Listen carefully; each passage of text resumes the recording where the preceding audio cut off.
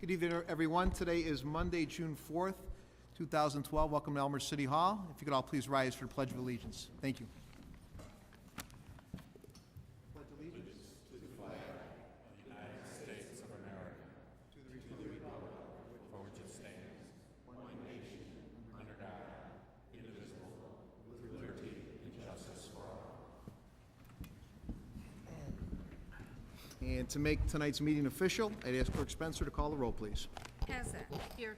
Gutenkopf. Here. Leader. Here. Dunn. Here. Graham. Here. Kolumsky. Here. York. Here. Lipscomb. Here. Healy. Here. Levin. Here. Kennedy. Here. Morley. Here. Wagner. Here. Mulliner. Here. 14 present, 0 absent. 14 present, 0 absent. We have a quorum. And the first item on the agenda for tonight is a proclamation for Mr. Matthew Mandarino, who has just received his Eagle Scout. And I'd ask Matthew to meet the mayor. And if you'd like to bring your family up, Matthew, your mom and dad, and I know you've got some aunts and uncles, bring everybody up, and we'll give you a nice little proclamation here up by the podium to my right.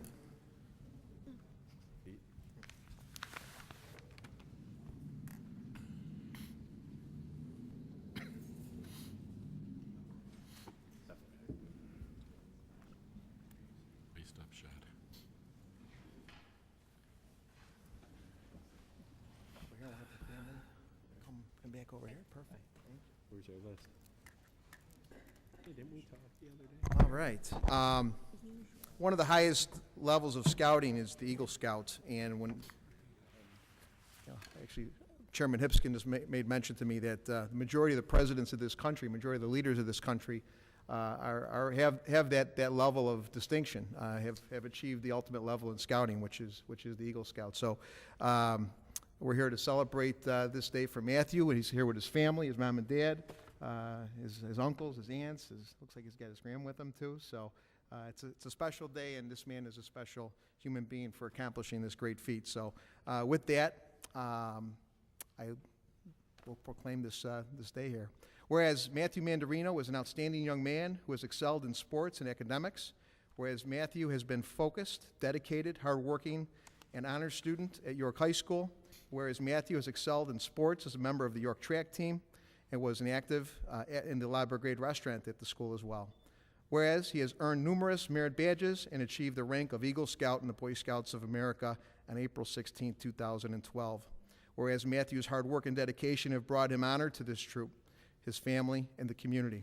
Now therefore, I, Peter D. DeCiani III, Mayor of the City of Elmhurst, do hereby proclaim Monday, June 4, 2012 is Matthew Mandarino Day, and the City of Elmhurst, and extend his best wishes to him and his accomplishments and his future endeavors. God bless.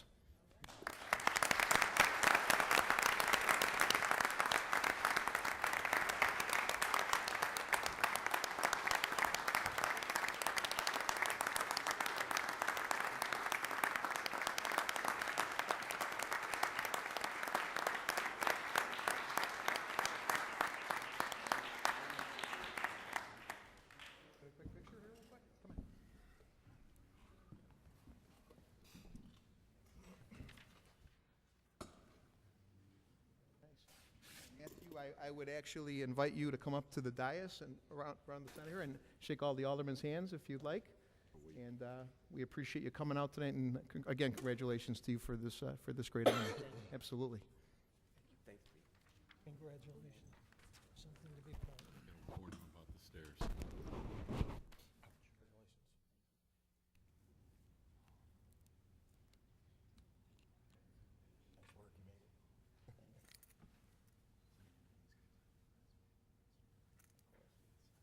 Congrats. Nice job. You're not going to jump over.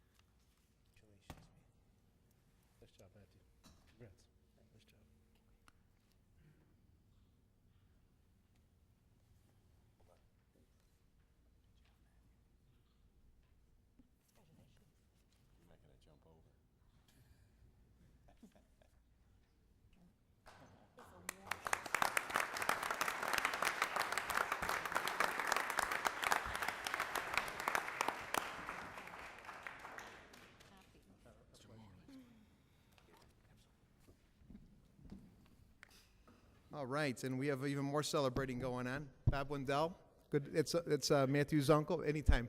Good to see you, Bob. Proud veteran for it served our country proudly, Mr. Wendell, as well, his proud uncle here. I would also more celebrating. We have a presentation for the Kickoff for Kids Star Educator Award winners, and I would ask Mr. Mike Laspiza to come to the podium and present these fine teachers, which we do on a regular basis through this great organization. Kickoff for Kids has been around for about, I'll let Mike explain more, about 8 years or so, and has done quite a great things in the community, helping out local families, helping out our schools. I know they've just done a big thing at Elmhurst Memorial Hospital for the pediatric center there now as well. So had the pleasure of golfing with Mike at his outing. Actually, on Friday, we had about 140, 150 people from Elmhurst up in Lake Geneva raising money for this organization. But the big thing that they do, too, is they honor teachers, and that's what they're here tonight to do. So with that, I will hand it over to Michael, and we're going to give out some nice certificates here to these fine teachers. Michael. Thank you, Pete. Like Pete said, we're a Kickoff for Kids organization. We concentrate on 3 things, being education and fitness in our community. And tonight we're here to honor 5 great teachers of our town.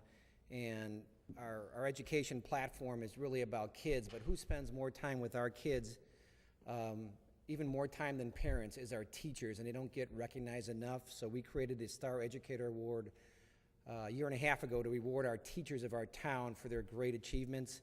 So what they get a paperweight that says they're a star for their desk. They also get a $300 gift certificate to West Suburban Office Products to make sure we shop member first, and they get recognized at a council meeting. So great accomplishments. So I'm going to introduce Lance Walker to go out and give out the awards. Thanks, Michael. First tonight we have Kathy Akoi from Edison. She's a special ed teacher. And I just want to read just a brief excerpt, part of the nomination from Kathy. Students know what is expected of them, and they work hard to please her. I have seen the smiles and the pride the dance of joy brings to my son. The parent also said not only does she praise him when he does well, she can lift up a concerned, frustrated, or overwhelmed parent too. So thanks, Kathy.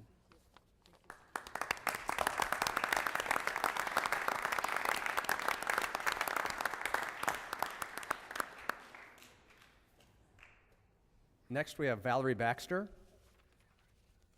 Valerie's a teacher at Emerson, 2nd grade, and she was nominated by a parent, and part of her excerpt reads, she nourishes the strengths of every child in her classroom while encouraging them to work hard in other areas. Ms. Baxter also contacts parents not just when something has gone wrong, but when a child has made great progress or had a significant breakthrough. Thanks, Val.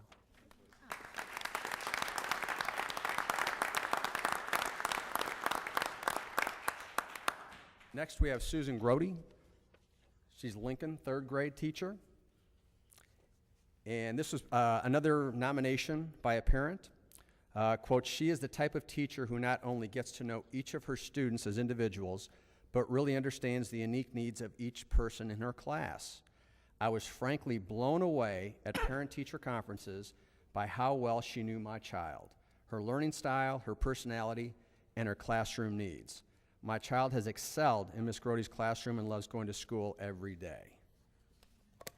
Great. Thanks.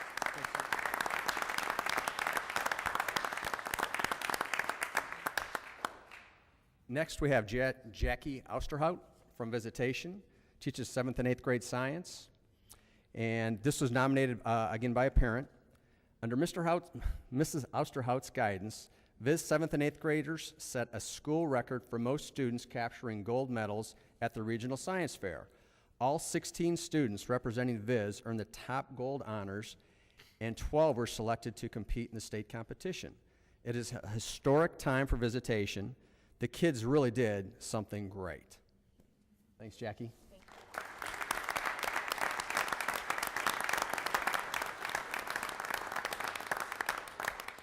And our 5th teacher tonight is also from Lincoln, 3rd grade. It's Michael Lee. Unfortunately, he couldn't be here.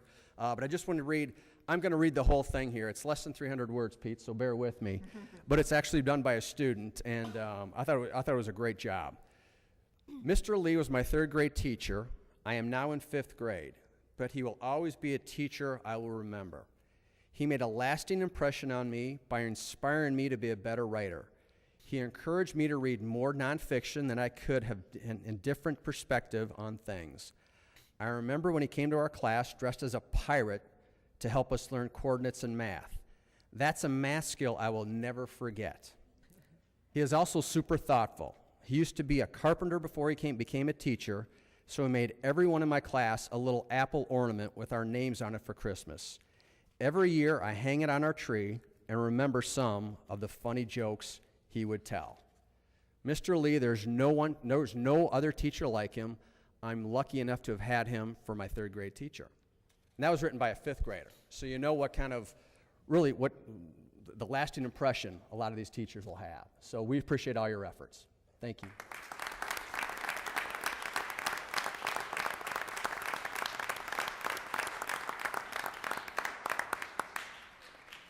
Very nice. Thank you all again for,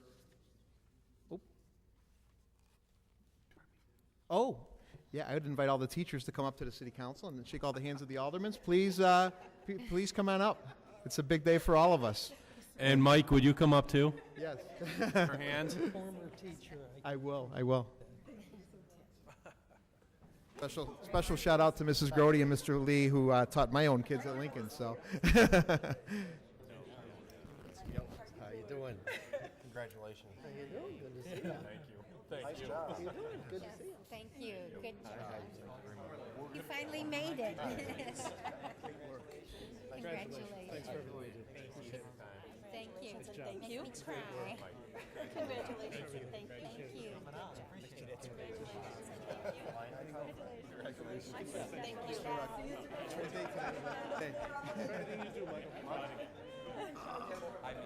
We don't want you to go splat. It wouldn't be nice. Congratulations. Thank you very much. Step there. Congratulations. It's like a speedway. Well done. Yes, on the back down. Congratulations. Great job. This is a great program. Oh, is it? Thank you. Cool.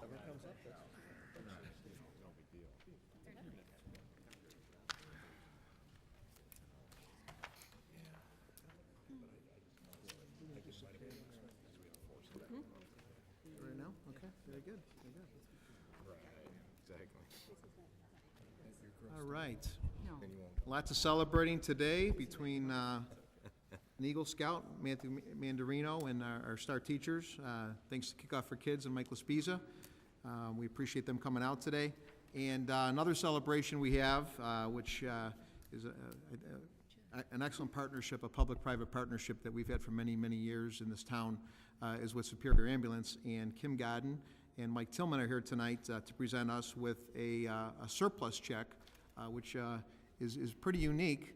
How often do you have a vendor that you work with that saves our, keeps our community safe, gives us great workforce that is, housed right at our own fire departments. We've got 2 fire departments here in town, and they've done a great job for many years. I just can't say enough about the relationship. And we talk about public-private partnerships. This is, I think, the ideal, the icon of what that means. This is a private company, actually based here in Elmhurst, 1,600 employees strong. They're one of our biggest employers here in the city of Elmhurst. They've remodeled and rebuilt a brand-new facility up on Lake and Walnut. I think that's a pillar of this community. And I just can't say enough. But tonight, they are here to give us a surplus check. I believe it's almost $250,000. So I would invite Kim Godden and Mike Tillman to meet me up by the podium, and we're looking forward to hear all the good things that Superior is doing for the city of Elmhurst. I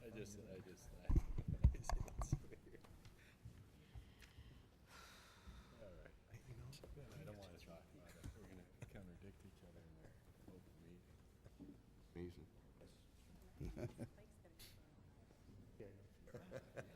Big check. Thank you, Mayor DeCiani. Good evening, members of the City Council. As Mayor DeCiani said, my name is Michael Tillman. This is Kim Godden. We're both from Superior Ambulance. I oversee Metro Paramedics, which is a subsidiary that's wholly owned by Superior Air Ground Ambulance Services. I want to thank all of you for allowing us the time to provide this brief presentation. However, it is with regret that the president and CEO of our company, David B. Hill III, could not attend this meeting in person. Unfortunately, he strained his back. On behalf of our entire organization, Metro Paramedic Services is pleased to submit this check to the City of Elmhurst in the amount of $250,487.34. This check is being presented as part of our contractual agreement with the city.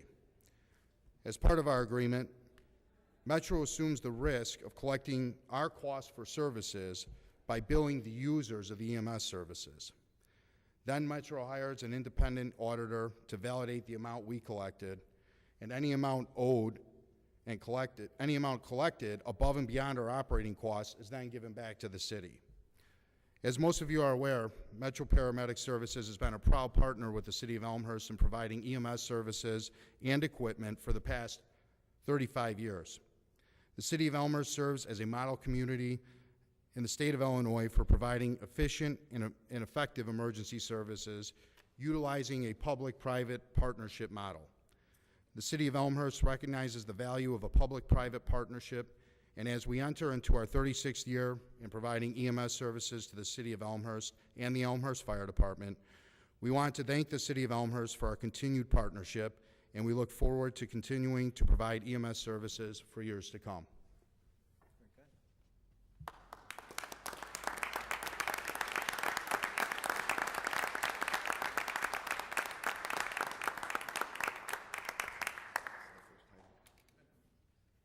Well, we thank you for this, this check. It's probably the biggest check I've, next to the Metro check, that was $2.4 million, but this $250,000 is a pretty large sum of money. We've got a vendor that has been doing a great job for many years keeping our town safe. Again, these are trained, skilled, highly skilled emergency medical technicians, that the paramedics that work at Superior Ambulance, and we just can't thank them enough for the partnership, the relationship, and obviously the relationship is working out well. You guys are doing a terrific job, and again, thank you so much. And Mr. Grabowski, City Manager Grabowski, I'm sure will be putting this in the bank as we speak. So, again, thanks. Tell Dave Hill, the CEO, that we appreciate the relationship. Thank you. Yep.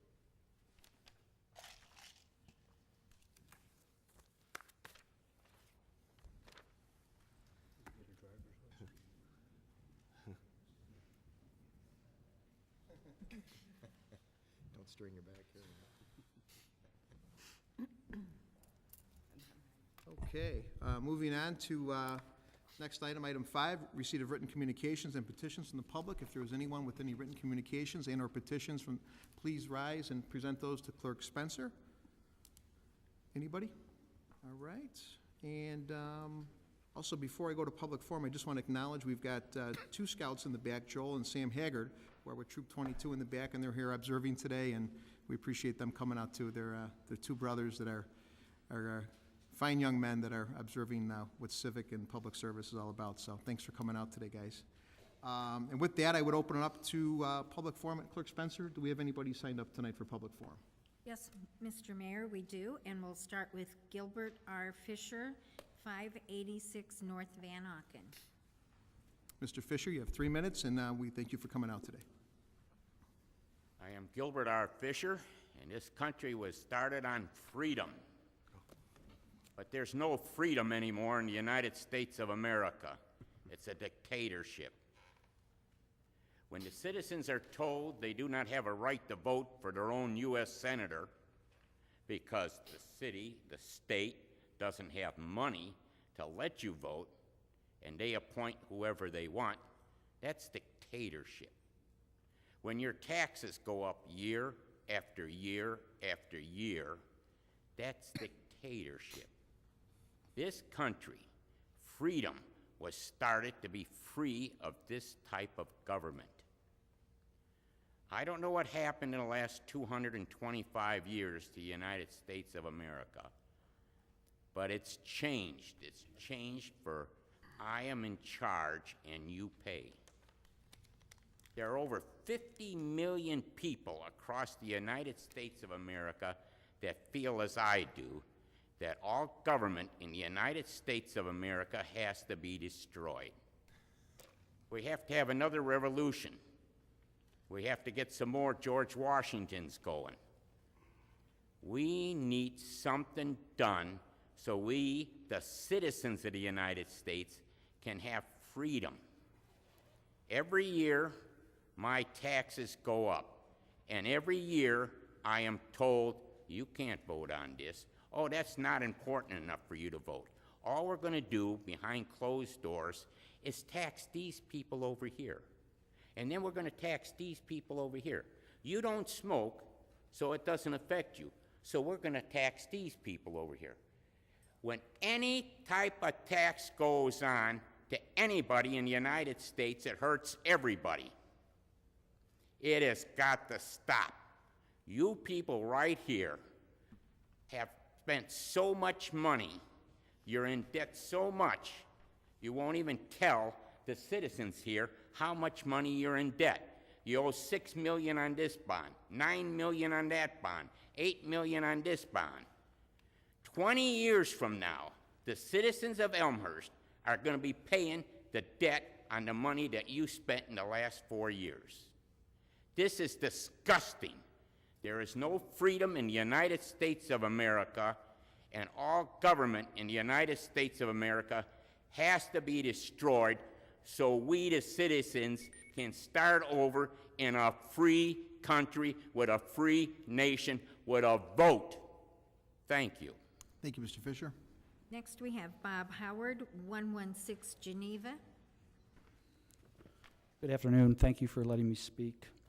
As an attorney and an elected official, I find it hard to comprehend that an elected official in this town takes a position that the legal opinion of the state's attorney, the highest attorney in the county, the person who enforces state laws, is just an opinion, that it has no legal bearing or significance. I just don't know how to respond to this type of a statement. Now, granted, I personally took my oath of office as an attorney in 1986, so perhaps the ethical code I am bound by is as antiquated as I am. If a top elected official does not respect established legal precedent, how does he or she have standing or legitimacy to enforce those same laws on others? I mean, is the next liquor commission fine just an opinion?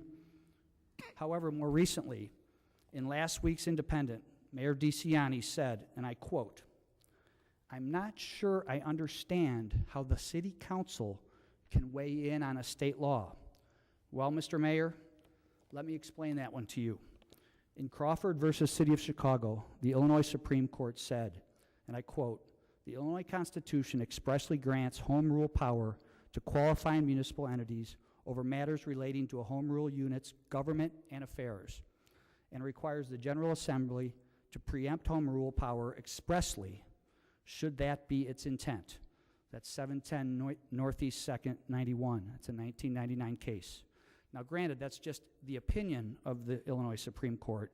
However, Article 7, Section 6I of the Illinois Constitution provides, and this is not an opinion, this is our Constitution, home rule units may exercise and perform concurrently with the state any power or function of a home rule unit to the extent that the General Assembly by law does not specifically limit the concurrent exercise or specifically declare the state's exercise to be exclusive.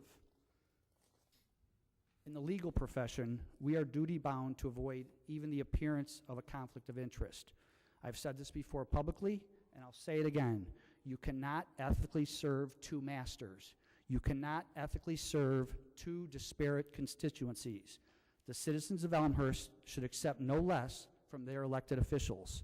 So, Alderman, please do your duty. Discharge your office under the powers granted you pursuant to Article 7, Section 6 of the Illinois Constitution. And finally, reread Mr. Berlin's opinion and focus not just on the letter of that opinion, but more importantly on the spirit of it. Do what your conscience says is right. Thank you. Thank you, Mr. Howard. Next, Tony Menensis, 757 South Park, is it Parkside? Thank you very much. Members of the City Council and the Honorable Mayor DeCiani. On May 31st of last week, Senator Don Harmon's efforts to amend HB 5078 failed in the Illinois House. Whatever the reason or the outcome, the bottom line is it did not pass, along with other amendments attached to that bill by a 40 to 75 vote. This must be a severe disappointment to dual elected duty supporters and candidates, since part of the plan was to change the law before the election. This basically means, without a doubt, the illegality of dual elected duty remains the law of the land of Lincoln and will be through the upcoming election season.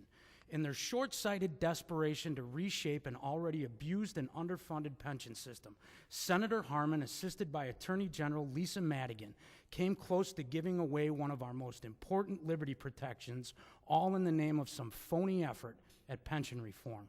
They basically wanted to say, you can hold 2 elected offices but receive only 1 pension. What a joke. We're already $80 billion in the hole, a hole that the taxpayers and state employees funded and Springfield misused. They will eventually make us pay again. Get ready. I have a radical idea for our elected leadership in the state of Illinois and all those that say they are in it to serve the people. How about 1 elected office at a time and no pension? Is that too far outside the box for our state? I understand and support firemen, police, teachers, and other state employees need retirement and have been promised pensions. But how about our elected officials start a 401k and try to capitalize it like the rest of us? Wait, I forgot. We're supposed to eat cake. The fact of the matter remains that with the failure to amend HB 5078, dual elected duty remains illegal. Now that our mayor has popped open this Pandora's box for our community, it is our constitutional right to close it through public referendum and a citywide public vote this November. Alderman Mullner has courageously taken on this task and should be commended. I will simply say that it is obvious he takes the oath to uphold the Illinois Constitution seriously and has no plans to rewrite common law in an effort to consolidate power into the hands of the few. He leads by example, not by written interviews. Now we await action by the Finance Committee. The speed of this motion will be in the hands of Alderman Hipskin, the committee chairman. Dual elected duty restriction via ordinance through referendum must now move forward in this town because the leader of Elmhurst, our mayor, brought it to us. Last week I watched the city council debate for an hour and a half the safety of children over a stop sign, using words like common sense, protection, safety. So, thank you. Thank you, Mr. Meneses. Theodore Menensis, 757 South Parkside.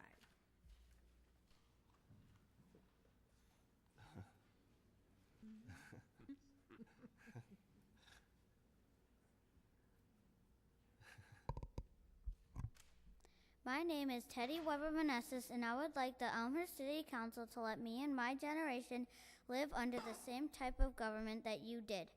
A government where one person can only hold 1 elected office. A government where one person gets 1 vote. A government that serves people, not themselves. My great-grandfather, Harry Weber, stormed the beaches of Normandy on D-Day to give this to you.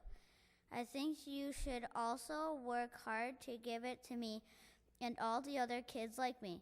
It is that important. I would like to say George Washington and Abraham Lincoln would have never tried to hold 2 elected offices at one time. Thank you for listening to me. Have a nice night. Thank you. John Robiletti, 625 West Gladys.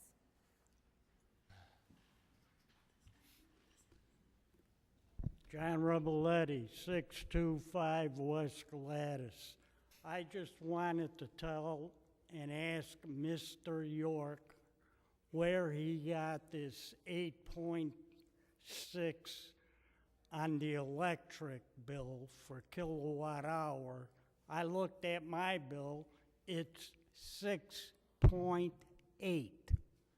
And your aggregated electric, all of you people here got to know that green is political, and I want to keep the brown. Thank you. Thank you, Mr. Robiletti.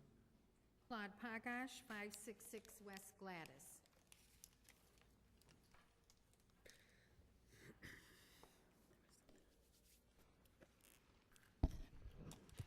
My name is Claude Pogich. I live at 566 West Gladys. I moved into this town about 30-some years ago. Not one representative of the city ever came out and said, Claude, here's a couple bucks so you can get yourself settled in. But I've got a supermarket coming in that $1.25 million is going to be given to them. That's a beginning. Must be nice, huh? On this aggregate electric,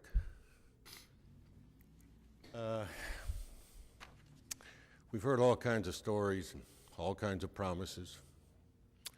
Going to make all kinds of money if you take it. Well, you know, the unfortunate thing is you sign a lot of documents in your life, credit cards and everything else, and when you fail to pay, you pay a dear penalty because of all the little things you're not told about. Another thing is, you got 14 days to answer this letter you're going to get from the city. No one said if that's calendar days or working days. I should say business days. Makes a big difference. But you got 14 days to make up your mind. Oh yeah, if you fail to send it in, you're part of it. And I guess I might as well just jump in on the mayor too. We got a committee over there that's supposed to be handling this little problem. They set the rules for aldermen, how long they have to be in the city, that they have to vote, can't say present. They can set the rules for aldermen. Why do we make an exception for other elected officials? Because if that's the case, if that committee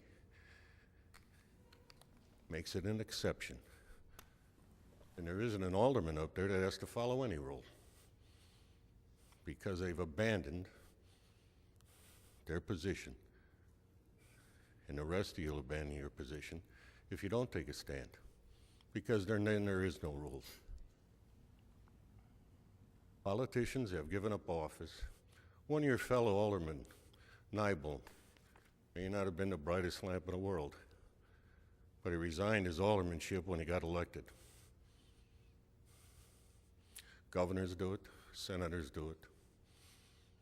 But now we've got a turmoil here where we want to concentrate power in one individual. It's not the way the system was set up. If I vote for somebody, I expect him to fill his office. Glad you're at your 3 minutes. If you could wrap it up in the next 10 seconds or so, that'd be great. And if he doesn't want to fill his office and wants to go playing around, then let him run for governor too. What the hell? Thank you, Claude. Tamara Brenner, 137 North Caroline Avenue. Tamara Brenner, 137 North Caroline. So it's been an interesting couple of weeks since the last council meeting. First, the amendment to House Bill 5078 was amended, and then an amendment to the new amendment was added. Then the bill failed to pass by the end of the General Assembly session last week, despite the printed report in the Elmhurst Independent of May 31st that passage was expected. So at the moment, we're back to square one, meaning that the common law is still in effect. And under the common law, the offices of mayor and county board member are incompatible. Given the announced disagreement with the common law by our mayor, I hope the council will continue the process of looking into the passage of an ordinance, presumably by referendum, to codify that City of Elmhurst elected officials be restricted to holding one and only one elected office at a time. Going back to the Illinois Constitution, Article 7, Section 6, which discusses home rule, it states that a home rule unit may exercise any power and perform any function pertaining to its government and affairs. And also that home rule units may exercise and perform concurrently with the state any power or function of a home rule unit. Under these provisions, it certainly seems like the city would have the authority to weigh in on the issue at hand. I doubt that this particular use of home rule powers or that this particular issue was contemplated at the time of the drafting of the Illinois Constitution over 40 years ago. However, the provision for home rule was clearly intended to allow creative problem solving at the local level. Now that this problem has been brought to the local level, let's solve it at the local level. I heard in the Finance Committee last week that legal counsel has been selected to assist in this matter, and I also heard that we will not hear the recommendations until the end of June. I suggested at the committee meeting, and I am suggesting again now, that it should not take weeks to reach an understanding of the options available to us, especially if you're dealing with an attorney experienced in the case law on home rule. I encourage you to keep this process moving towards a conclusion, and I think the conclusion will be that the city is well within its authority to submit the question to voter referendum. It's a simple question. Shall City of Elmhurst elected officials hold one and only one elected office at a time? Thank you. That concludes public forum as for those that signed in tonight, Mr. Mayor. Thank you, Clerk Spencer. I will close the public forum at this time and go on to announcements. Anyone with announcements? Alderman Wagner, Mr. Thank you, Chairman. Mr. Mayor. I just want to remind everybody this Friday is the Relay for Life event that's taking place at Barron's Park on the north side of Elmhurst. And the opening ceremonies begin at 6:30 p.m. 6:30 p.m. at Barron's Park. Thank you. Very good. Excellent. Alderman Gutenkopf. Thank you, Mr. Mayor. I'm pleased to announce that the Kane DuPage Regional Museum Association Passport to Adventure is now available at the Elmhurst Public Library. This is a booklet listing all of the museums in our area, and it's about 70 pages, so there are about 70 museums. All 4 Elmhurst museums are listed. It's a kids program to encourage families to get out, go visit museums, and get a stamp in your passport. If you hit a certain number of stamps, you get a prize, but Elmhurst residents can pick theirs up at the Elmhurst Public Library. We always get a lot of participation, and it's a lot of fun, and you can find some really fun new places to visit. Get your passports. Thank you. Thank you, Alderman. Clerk Spencer. Thank you, Mr. Mayor. I would like the council to join me in a birthday shout-out to Mrs. Helen Gorman. She will be 98 years old tomorrow, so happy birthday, Helen. Birthday. All right, 98. God bless. That's great. Thank you. Anyone else? Okay. I will move on to our consent agenda, item 8. At this time, is there anyone that may have a question or may want to vote no on any particular item? Please indicate that at this time. Alderman Gutenkopf? I'd like to pull item E. E. Okay. Yep. Yep. Anybody else? All right. At this time, I'd ask for a motion to approve the contents of the consent agenda, less item E. Okay. Alderman Wagner, second by Alderman Pezza. And Clerk Spencer, if you'd be so kind to call the roll, please. Wagner. Aye. Pezza. Aye. Gutenkopf. Aye. Leader. Aye. Dunn. Aye. Graham. Aye. Volumsky. Aye. York. Aye. Hipskin. Aye. Healy. Aye. Levin. Aye. Kennedy. Aye. Morley. Aye. Mulliner. Aye. 14 ayes, 0 nays. 14 ayes, 0 nays. The consent agenda passes in its entirety, less item E. And at this time, I'd ask Clerk Spencer to read the recommendation on item E, please.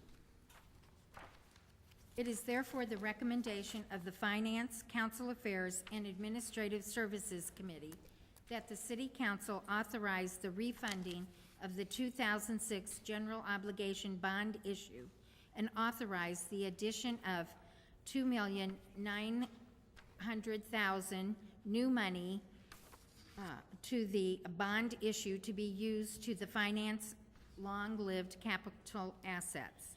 Respectfully submitted, Finance, Council Affairs, and Administrative Services Committee, signed by Stephen W. Hipskin, Chairman, Kevin L. York, Vice Chairman, Mark A. Mulliner, and Scott M. Levin. And at this time, I entertain a motion and a second to put this on the floor, please. Chairman Hipskin with Vice Chairman York with the second. Discussion, Chairman Hipskin. This is a pretty standard. We're consolidating that, saving some money. We've saved more in the past on these matters, and then all the money that all the new bond issuances, everything has been in our budget, both 5-year and annual budget. Any questions? Alderman Gutenkopf with a question. Yes, thank you, Mr. Mayor. I just wanted to clarify that $2.9 million in additional bond funding, because I was under the impression that a lot of the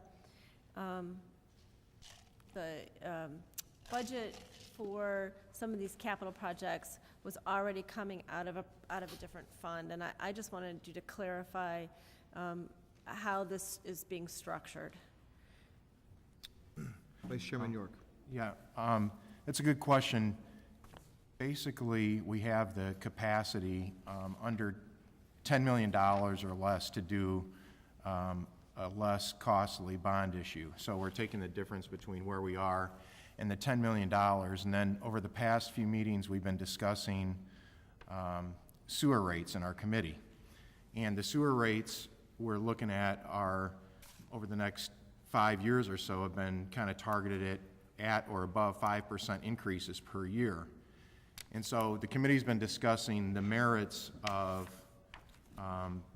large capital expenditures, and I think, is it 4.8 million or $5 million in the next year's budget that's going to be capital assets for repairs, long-lived repairs to the system. And we talked about the virtues of trying to match long-lived assets with debt in order to smooth out and reduce consumption rates. Obviously, sewer isn't consumed, but it's a ongoing rate to try and keep that lower and smoother over the lifetime of the project versus having them be higher now. So, Sure. So just so that I understand, in order to keep sewer rates down, we're taking on a little bit more debt at taking advantage of good rates that we can get for the debt, and this will allow us to keep the sewer rate increases lower than they would have been otherwise. that is very much correct. Thank you. Right. And, this, again, goes over a longer period of time, and so really, instead of people paying higher rates now, when the service of the whole thing goes out a lot of years, this kind of matches everything up. So, Thank you. Thank you, Alderman. Any other discussion or questions? Hearing none, all in favor say aye. Aye. Opposed say no. Ayes have it, report passes. We go on to item 9, reports and recommendations, updates from myself. Ongoing, we are monitoring Western Access, and actually Alderman Brahm and myself, City Manager Grabowski, are working with the tollway on resolutions for the 294 eastern exit, which are in discussions between North Lake, Elmhurst, and even Franklin Park is weighing in on it as well, too, because they kind of interface in that area. So that's an ongoing thing that we're working on and monitoring Western Access closely, and we're hoping to move that project along quicker than the actual Western Access so that we don't have to wait till 2017 to get that implemented. So that is something that we are working through with not only with the municipalities affected, but also with the businesses as well, too. So other than that, not much on my plate. We've been watching Springfield. We did get the autism bill passed. That protected insurance coverage for kids. We have about 122 in Elmhurst, about 2,500 here in DuPage County. That did pass unanimously through both chambers and is going to the governor's desk. So one of the good things that came out of Springfield in the last couple of weeks, we've had some challenges out there with pensions and whatnot, but that was definitely a high mark. Other than that, that's it from me. Anybody else that have any updates? Okay.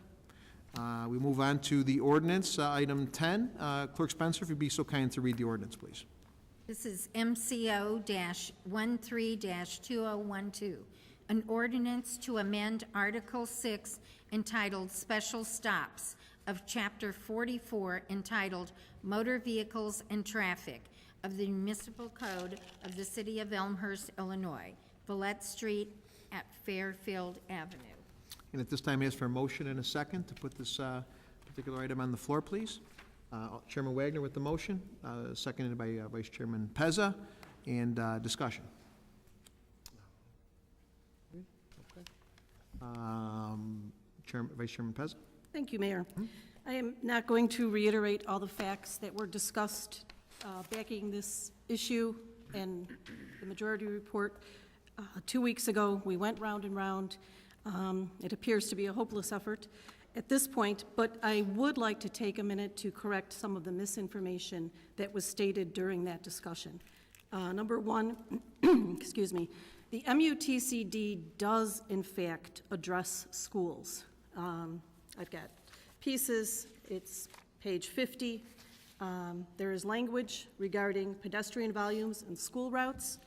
And page 52 also addresses it. And on page 731, it's actually called Traffic Control for School Areas. Just a couple of quick pointers. It basically states that regardless of the school location, the best way to achieve effective traffic control is through the uniform application of realistic policies, practices, and standards developed through engineering, judgment, or studies. It goes on and on to list many of the reasons why we should, and I do, support staff and our engineers. Also, it was mentioned that we lost 22 police officers, and that was a need, why we needed the stop sign. That was not accurate information. We are actually down at this point 2 police officers. We did lose some crossing guards, but that was only at lunchtime.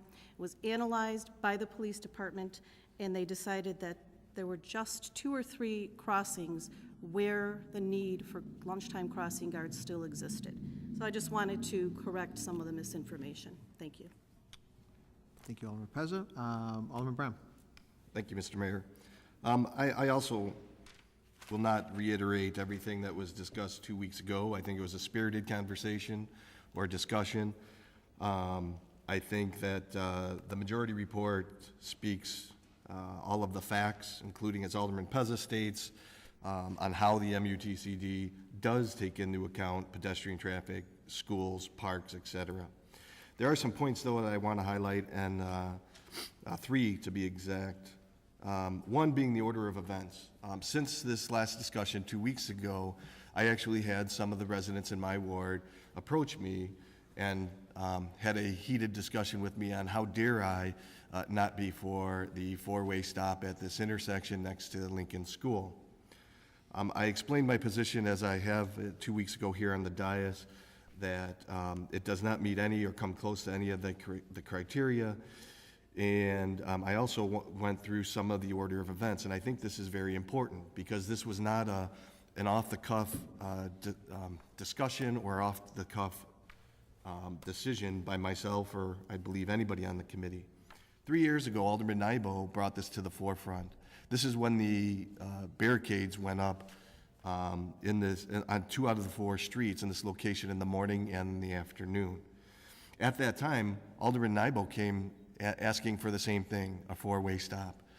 I think to this day, Alderman Nybo can discuss with you, and Alderman Mulliner was on the committee at that time, on how displeased or not satisfied he was with my decision not to want to go with a 4-way stop at this intersection.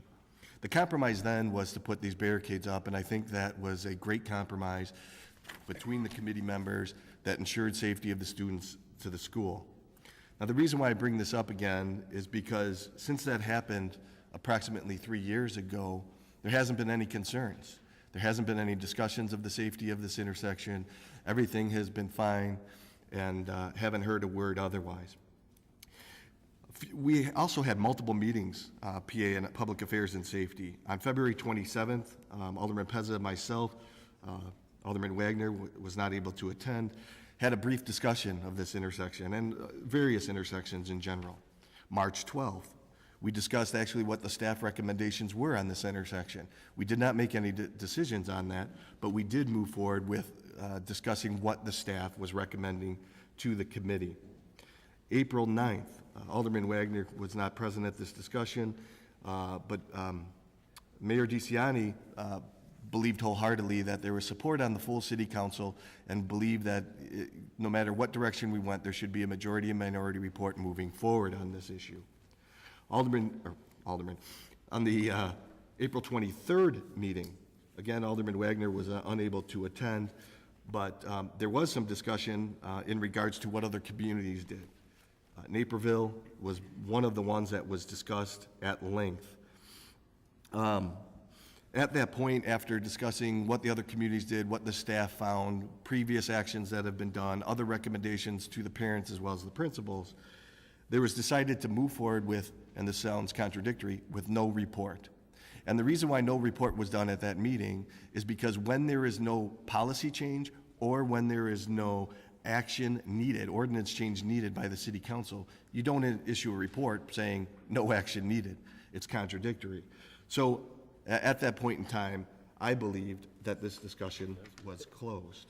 The mayor provided us some feedback in regards to some of the other communities being, and I believe Mayor mentioned this last 2 weeks ago, in regards to Addison and what they did, and when a principal did approach a community that the MUTCD was secondary in the discussion and a four-way stop would be implemented in Addison.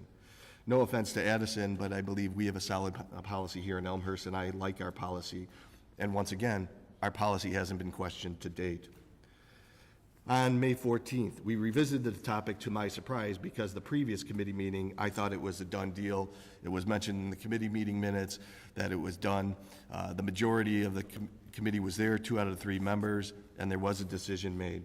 We picked up the conversation, and therefore a majority and minority report was brought to the forefront.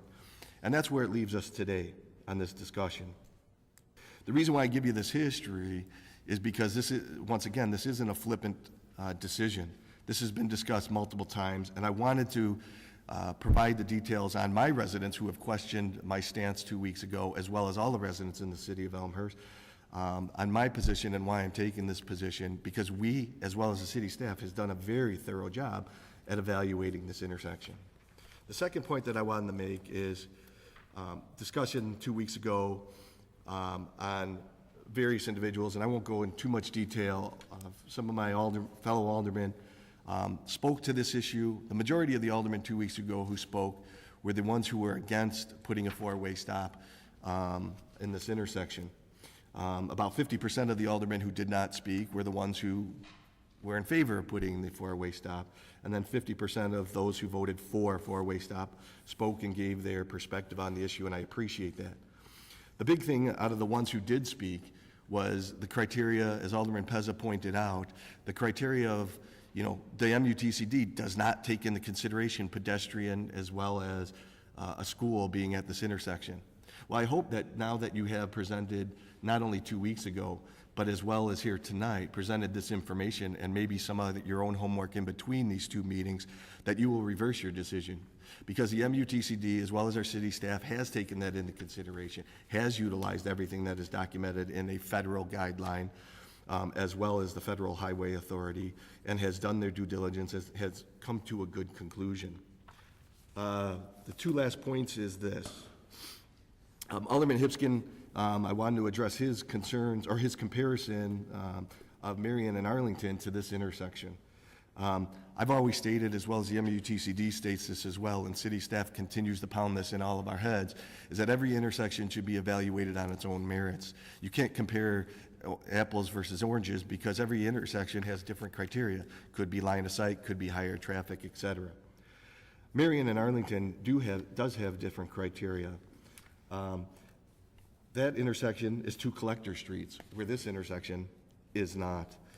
That intersection also was very close to the 80% rule, which is part of the MUTCD for those of you who don't know. And lastly, I was not actually in favor of that intersection either. I did my own homework, and because it didn't meet the criteria, I did not sign that report either, because even though it was closer, and it did pass, as Alderman Hipskin pointed out, it did not meet the criteria of the MUTCD. The last point here is this. I watched the city council meeting from 2 weeks ago once again, because maybe I was missing something out of that discussion. My beliefs are strong, and my beliefs are even stronger after listening to that council meeting. But I also took another chance. I drove out to the intersection again today for another time. I actually stopped some of the parents who was in the park. Obviously, school is out, so I couldn't speak with any of the teachers or the principals. I did ring the school doorbell, but the assistants were there, but the principal was not. Every single parent, and there was 5 of them at the park, and it was actually a relatively busy day at the park, especially midday, approximately 3 o'clock. Every single one of those parents said speeding is the issue. And as I explained, stop signs are not designed to help or assist with speeding. They nodded their head, okay, I did not know that. And they actually, some of the parents said, well, this intersection really isn't a concern. It's the neighboring intersection that's a concern. And I brought that up 2 weeks ago. Why is this intersection so important? Nobody has given me an answer to date other than there was some requests for this intersection. Some of the parents that I have spoken to don't believe that there's a four-way stop. Now, mind you, there's only 4 or 5 parents that I spoke with today, but I don't know any other alderman who has spoken to parents randomly in the park on any other day. And not one of them has said that they feel that there should be a four-way stop at this intersection. Every single one of them continues to say it's speeding. Nobody has said anything in regards to controlling traffic. 2 out of the 5 have said that this intersection's not important, it's the one down the block. So I'm a little bit confused why we even have this request before us when it doesn't come close to meeting the criteria, but we continue to debate this topic. The last point about this ordinance to date is that I think this ordinance is incorrect. Because if the aldermen believe that the four-way stop is the way to go here, there's nothing in this ordinance that says that we should be removing the barricades in the morning and the afternoon. So now what are we doing? We're saying, oh, the stop signs are great, but they don't satisfy things, so we should also have the barricades in the morning and the afternoon. This is contradictory to the very arguments that the alderman who voted for this four-way intersection has stated. So I'm a little bit confused by this debate. What are we doing with this ordinance? Now are we putting a four-way stop at this intersection, keeping barricades up there, gonna have crossing guards, maybe some police officers, and make sure that there's absolutely no possible way on this planet that any individual could be injured on this intersection? At what costs are we gonna go to make sure that this is safe? So I don't know how anybody could move forward with this ordinance. I encourage all of you to reconsider, to vote no against this ordinance, because now we're doing 2 restrictive measures instead of the one that is there today. And please, do the right thing. Don't look at promises.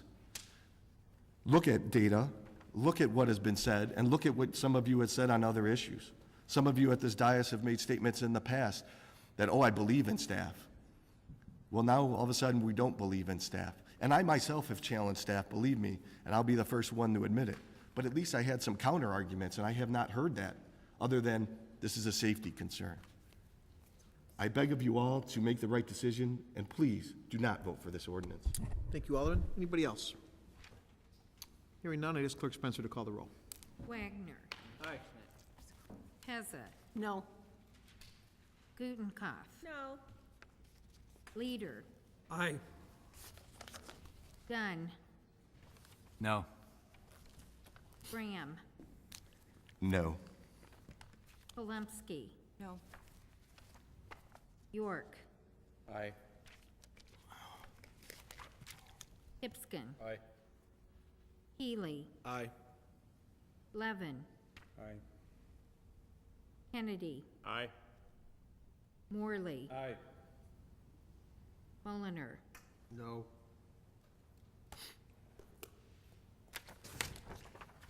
That's 8 ayes and 6 nays. 8 ayes, 6 nays. The ordinance passes. And we move on to item 11, which is other business. Anybody with other business at this time? Alderman York. Yeah, one thing that I meant to do under announcement is next week is Bike to Work Week. And I know that the Bike Task Force is going to be present on the platform at the Elmhurst train station on Tuesday and Fridays to inform commuters about the opportunities of riding their bikes to work and walking to work or walking to the train station. And I know Alderman Gutenkopf is going to be leading the ride. I'm going to be on it, but we're going to be riding out to the county building with Chairman Cronin, perhaps. That's Wednesday? Thursday. Thursday. Okay, Thursday. Today we're meeting at 7 a.m. at the Prairie Path and Spring Road. Okay, so anybody's welcome to ride out to out to the complex. It's about 12, 13 miles, something like that, and it's a fun ride. We had quite a few people. The mayor was there last year, Alderman Gutenkopf and myself, and several members of the Bicycle Task Force, Chairman Cronin and his family were all there. It was a fun ride. We were putting chains back on bicycles, going up hills and stuff like that. So the other thing I had, too, is just a real quick update on the aggregation. The letter from MC Squared is going to be going out on Thursday, so residents should start expecting to see the opt-out letters in their mailboxes the end of this week or the beginning of next week. You have 14 days to reply to the letter to opt out. If you miss the timely opt-out, you'll just save a little bit of money until the time that you can opt out anytime you want with no penalty. There's really no downside to it. If you do opt out, you'll receive a confirmation from ComEd saying that you did, in fact, agree to opt out. And hopefully, if everything goes as planned, the service should be switched to the aggregator for the August billing, allowing those people who do want to stay in the program to save some money at summer rates. So, thank you. Thank you, Alderman York. City Manager Grabowski, I know you've got a little update on citizen survey. Yes, every 2 years we conduct the citizen survey, which is mailed out randomly, selected from a water billing utility list, a number of residents to be a part of the survey. That'll be going out very shortly as well, so I would encourage anyone who receives that to please take your time, consider it, send it back in. There is an online version, an option that they can take as well to submit their surveys. So please encourage the residents to do that. We get some great feedback from that, as you all know from reading it over the years. It's important. We definitely want to know what the citizens are thinking and what's on their mind. And in the past, we've had a very, very good percentage of replies. So let's hope for the same, if not even better. Alderman Healy. Thank you, Mr. Mayor. I have one question before the other business that I have. Alderman York, you mentioned that once the opt-out letters go out, that there's 14 days. Is there a drop-dead date associated with that? Is it 14 days from Thursday? Is there a specific date? I don't recall if there's a specific date on the letter. Do any of you guys remember? So 14 dates. From the date of the letter. From the date of the letter. So the Thursday is the 7th? 6th or 7th. 7th, so it's 14 days, the 21st? I believe that's correct. Thank you. Calendar days, yeah. And then the other business, just real quickly, the Prairie Path is closed this week at Pioneer Park. Pioneer Park is just, it's about 2 blocks east of Spring Road. There is a detour marked and set up. It's closed because the county, and really it was County Board Member Reddick that pushed to get some county funding to improve the crossing right there. And if you're familiar with that area, there's a parking lot to Pioneer Park right there, a couple different bike paths converge, and it's kind of, I don't want to call it tricky, but it's fairly wide open, and once these improvements are done, there'll be arms, crossing arms, and a more of a level graded access to the train track. So, or getting over the train tracks, excuse me. It's really, it'll be a good thing. It's something that many parents, especially parents of young kids that have mentioned or used Pioneer Park, have asked for over the years. But it is a little bit of inconvenience this way, and I know Alderman Levin's been very busy working with the county to make sure that some of the local residents' concerns over the train crossing there, the arms and bells that go off, that we're working with, Alderman Levin is working with the county and their people to make sure that the impact to the neighborhood in terms of the noise and the lights are reasonable but not too loud. So for the rest of this week, it's closed. Very good. Thank you. Anybody else? Other business? Hearing none, I'd ask for a motion to adjourn. Alderman York with a motion, second by Alderman Morley. All in favor, say aye. Aye. We are adjourned.